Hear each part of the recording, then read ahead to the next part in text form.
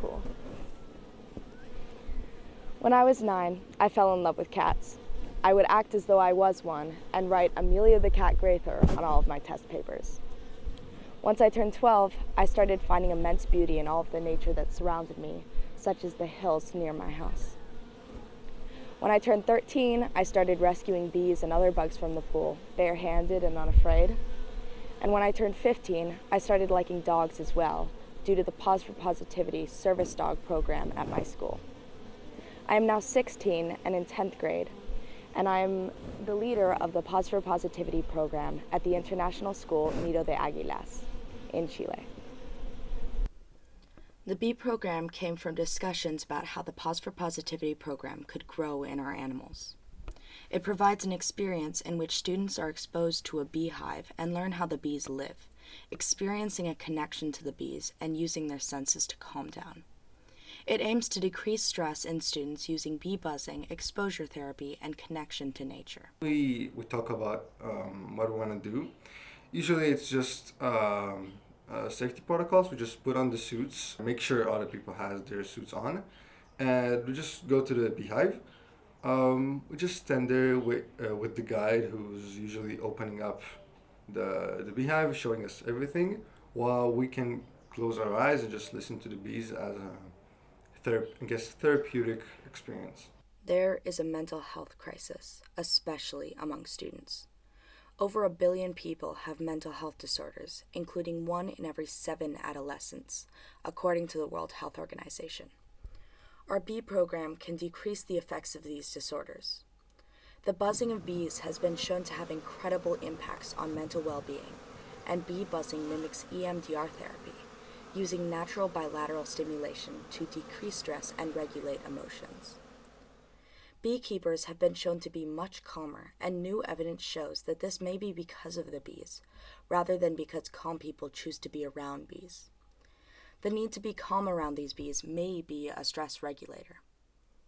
Being around bees, if afraid of them, can also be a natural exposure therapy.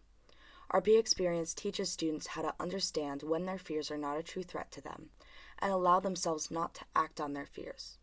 It also allows students to connect to nature and the animals around them, and to feel more kindness and care towards bees. I like that it had a lot of screens, like in the hive, and lots of bees on each one. Like 5 landed on my screen. I like their fur, and I like their fur because the fur was very fluffy.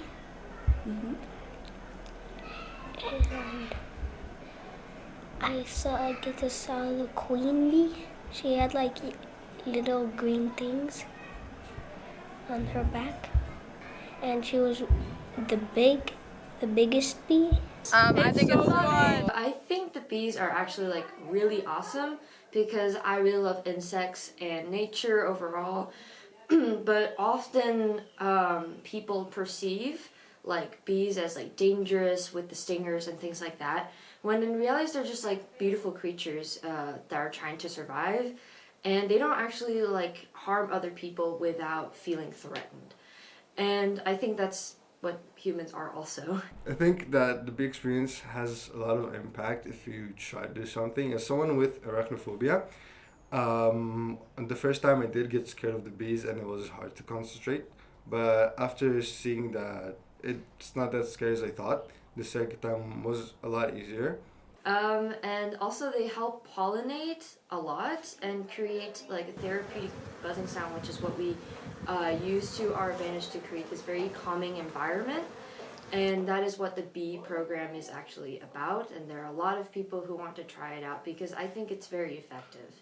And it also helps get over certain fears. It is a very calming experience, very recommended also, and pretty nice because like getting the honey after that, it's really cool. This project has allowed me to connect to nature even at school, and to experience something I never thought I'd be able to.